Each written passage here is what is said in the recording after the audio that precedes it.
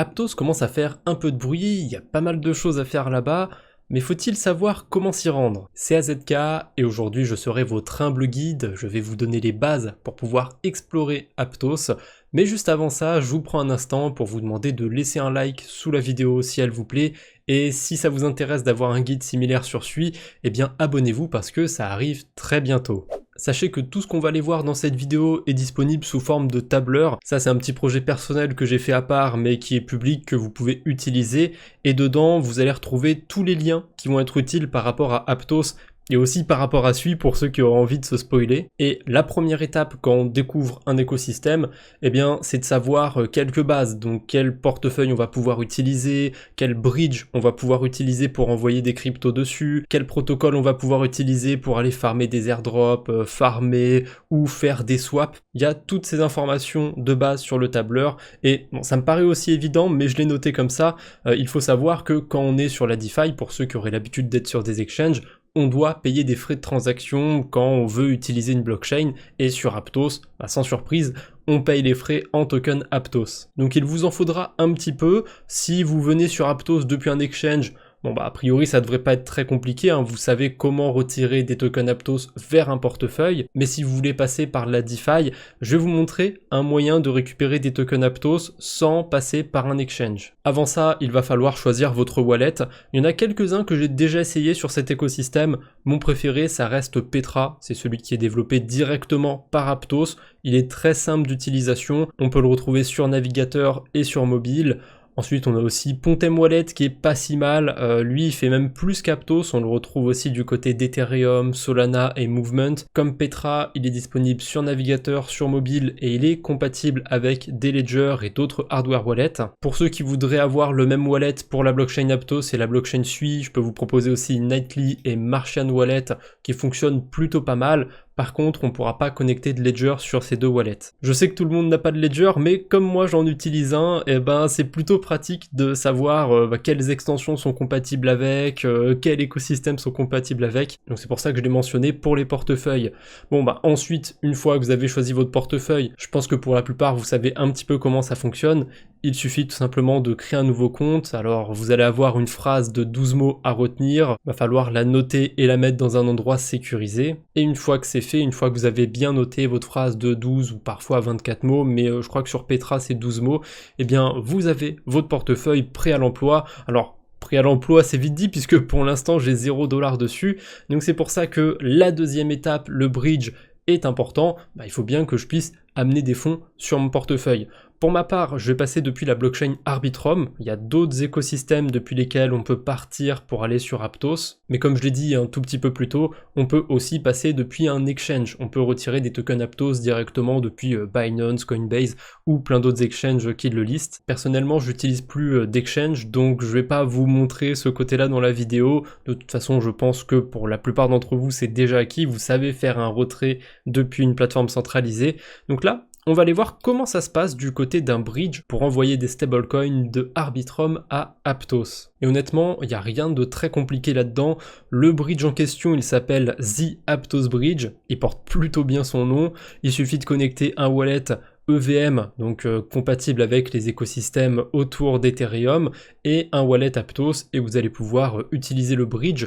Attention, par contre, si vous voulez envoyer des USDC depuis Arbitrum ou Optimism, il y a deux versions de l'USDC sur ces écosystèmes, et comme The Aptos Bridge a été lancé il y a un petit moment, c'est la version bridgée qui va être compatible sur The Aptos Bridge, donc c'est l'USDC.E. Alors des fois il a d'autres noms, du côté de Rabi il s'appelle USDC Bridgé, donc faites attention si jamais vous voulez envoyer des USDC sur Aptos, si quand vous allez sur le bridge il y a écrit 0 mais que vous êtes sûr d'avoir des USDC dans votre portefeuille, c'est peut-être parce que vous n'avez pas le bon token. En tout cas, une fois que vous avez le bon USDC sur la bonne blockchain, vous allez pouvoir commencer le bridge, et il y a un petit détail auquel il faut faire attention. Sur mon portefeuille pour l'instant j'ai rien du côté d'Aptos et ça m'arrangerait bien de récupérer un petit peu de token Aptos pour pouvoir payer mes premières transactions, parce que si j'envoie des USDC là-bas mais que j'ai pas de token Aptos, eh ben ils vont être plus ou moins bloqués. Tant que j'ai pas le moindre centime d'Aptos, je vais pas avoir de quoi payer mes transactions et je vais pas pouvoir bouger mes tokens. Alors je vous rassure, il vous faut pas beaucoup d'Aptos, quelques centimes c'est suffisant puisque les transactions coûtent vraiment pas cher sur Aptos. Donc là je vois que je vais recevoir 0,005 Aptos en passant ma transaction, ce qui est largement suffisant. Je vais pas pouvoir faire 10 000 transactions avec non plus, mais je vais pouvoir par exemple échanger un USDC contre du Aptos en arrivant, histoire d'être tranquille pour plus tard. Donc je clique sur le bouton transfert et j'ai plus qu'à entamer ma transaction pour bridger. Comme d'habitude, du côté d'Arbitrum et compagnie, on approuve le token qu'on veut échanger et ensuite on va pouvoir l'échanger.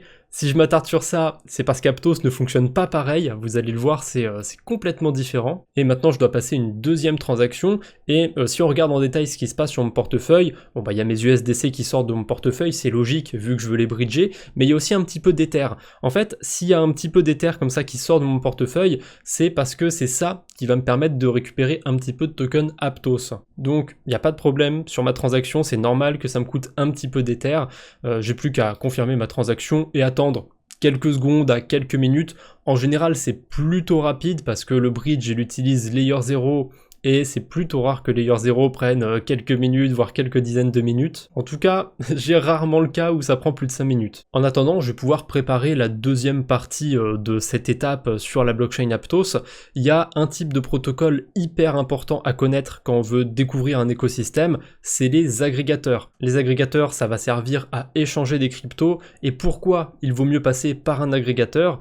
Eh bien parce que le travail d'un agrégateur, c'est de comparer les différentes façons d'échanger sur une blockchain, de comparer plusieurs protocoles entre eux et de trouver la meilleure manière d'échanger des cryptos. Donc quand vous êtes sur un écosystème, n'allez pas swapper directement sur Uniswap, sur PancakeSwap ou sur un DEX quelconque, passez par les agrégateurs, c'est toujours meilleur. En plus ça rime, donc c'est vrai. Sur Aptos, à ma connaissance, il y a 2 bons agrégateurs, il y en a plus que ça, mais ceux que je préfère c'est Panora et Anka. Historiquement, Panora c'est un des premiers, donc il est peut-être un peu plus street crédible, on pourrait dire, que Anka, mais Anka marche très bien aussi, donc au pire, essayez les deux et vous ferez votre propre avis s'il y en a un que vous préférez ou pas. Tiens, en connectant mon wallet, je vois que j'ai déjà récupéré mes USDC, ça fait même pas 2 minutes que j'ai fait le bridge, donc je vous ai dit que ce serait plus rapide, peut-être que pour vous ce sera pas le cas quand vous allez bridger, mais en tout cas c'est très rare que ça ait pris plus de 5 minutes pour moi, donc je peux tout de suite enchaîner, et comme je l'ai dit, je vais échanger un petit USDC en token Aptos, histoire d'avoir de quoi payer des transactions. Là j'ai 5 centimes de token Aptos, ça va peut-être me servir à payer 3-4 transactions, c'est provisoire surtout. Vaut mieux que j'ai un peu plus d'Aptos au cas où j'ai besoin de passer des transactions. Donc j'échange tout de suite $1, ça va pouvoir me laisser tranquille pendant un petit moment sur Aptos, donc je confirme ma transaction, et tiens, je vais vous montrer concrètement en quoi c'est intéressant de passer par un agrégateur. Si je regarde le chemin qu'utilise Panora pour me faire échanger mon USDC contre du Aptos, et ben ça ressemble à ça. Regardez le nombre d'échanges différents qu'il y a en une seule transaction. Un humain ne peut juste pas deviner que c'est plus optimal que de faire un swap tout bête sur un seul protocole. Là, il vient de mettre à jour le swap, a priori maintenant c'est ça la nouvelle route la plus optimale pour lui. Donc vous comprenez vite qu'avec un tel niveau de complexité, c'est impossible pour un humain de trouver ça. Voilà, là il me trouve un chemin qui est encore plus complexe, c'est assez fou. Bon, maintenant je suis sur Aptos, j'ai un petit peu d'USDC, j'ai de quoi payer mes frais de transaction, donc qu'est-ce que je peux faire maintenant sur Aptos? Sur mon tableur, j'ai mis une petite section de protocoles qui peuvent être sympathiques si on veut soit farmer du yield, donc des intérêts, soit éventuellement farmer des airdrops. Après, je dois être honnête, sur Aptos, les airdrops qu'il y a à farmer sont pas hyper intéressants. On a que des protocoles de lending quasiment, et en général sur les protocoles de lending, ça va être plus on dépose d'argent, plus on va avoir de points, et du coup plus on aura un airdrop conséquent. Donc c'est pas inintéressant pour tout le monde, je pense qu'il y a des baleines qui doivent trouver leur compte sur ce genre d'airdrop, donc faut pas avoir trop d'attentes sur les airdrops de ce genre de protocole. En revanche, c'est plutôt simple à utiliser, comme c'est juste des protocoles de lending, le principe c'est juste de déposer des liquidités pour générer des intérêts dessus. Si jamais vous avez envie de voir d'autres protocoles sur Aptos, eh bien n'hésitez pas à aller sur DeFi Lama, je crois que j'en parle dans toutes les vidéos pour l'instant, mais c'est pas de ma faute si c'est un très bon outil. Dessus, on a pas mal de protocoles qui sont répertoriés et on s'en rend vite compte, on a beaucoup de protocoles de lending. Donc sur le long terme, je suis pas sûr que ce soit très utile d'avoir 15 protocoles de lending différents, mais à court terme, je pense que ça peut être sympa quand même d'en farmer quelques-uns, surtout que sur la plupart de ces protocoles, quand on vient déposer des liquidités, généralement des stablecoins, on est payé en token Aptos. Là, je suis sur Aries Market, le plus gros protocole sur Aptos, il y a quasiment 300 millions de dollars de déposés, et actuellement, il y a 12% d'intérêt quand je viens mettre des USDC ou des USDT dessus. Attention cependant, on est sur la DeFi, c'est pas des rendements fixes, hein. Si demain il y a 2 fois plus de liquidité ou si il y a plus d'intérêt bonus en token Aptos, le rendement peut complètement changer. Alors pour le coup, là je suis sur un protocole avec lequel je suis plutôt à l'aise, que je surveille depuis plusieurs mois, et effectivement depuis plusieurs mois le rendement il était au-dessus de 10%, donc il y a des chances que ça continue encore un peu, mais j'ai clairement pas le pouvoir de vous garantir que dans 6 mois, dans 1 an, il y aura toujours 10% d'intérêt sur ces protocoles. Ce sera tant qu'ils peuvent continuer de distribuer des tokens Aptos. Ou alors, comme on est sur des protocoles de prêt et d'emprunt, plus il y a de gens qui empruntent et plus ils empruntent cher, donc dans ce cas-là, on pourrait aussi avoir des rendements plus élevés. Mais bon, là les gens ils empruntent déjà à 8% des stablecoins, je sais pas s'ils auraient intérêt à emprunter plus avec un taux du coup qui serait moins intéressant. Au passage j'y pense, mais ceux qui sont pas à l'aise avec la DeFi, vous pouvez peut-être trouver ça bizarre que je parle d'emprunt sur les cryptos. Alors le mécanisme d'emprunt il est très différent par rapport à ce que vous vous imaginez sur la finance traditionnelle, et ça tombe bien, j'ai récemment fait une vidéo sur Blockwave sur comment fonctionnent les protocoles de prêt et d'emprunt. Donc si vous voulez comprendre un peu comment fonctionnent les protocoles de lending, vous aurez ma vidéo dans les fiches et dans la description. Bref, revenons à nos moutons.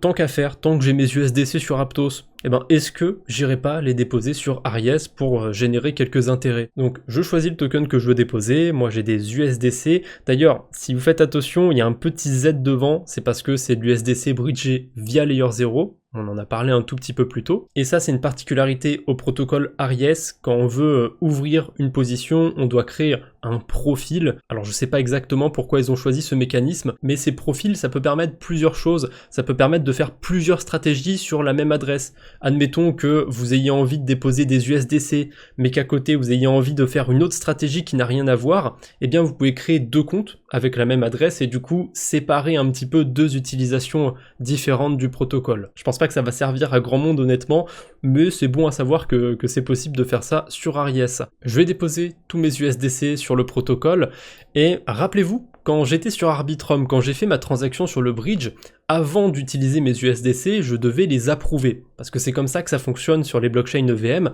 Là, sur Aptos, j'ai pas besoin d'approuver mes USDC, je peux directement les déposer, et c'était pareil quand j'étais sur Panora, j'ai directement pu échanger mes USDC. Et ça c'est dû au fait que Aptos n'utilise pas le même langage qu'Ethereum, c'est une blockchain qui fonctionne un peu différemment, donc on n'a pas besoin d'approuver des tokens pour les échanger, ça se fait directement on va dire quand on passe une transaction. Voilà, en l'espace de quelques minutes, j'ai pu bridger des USDC sur Aptos et les déposer sur un protocole. Maintenant, je commence à générer des intérêts en token Aptos. Après, il y a plein d'autres choses qu'on peut faire sur cet écosystème, que ce soit autour des meme coins, comme c'est un petit peu le truc du moment, que ce soit autour des NFT, que ce soit autour de la DeFi.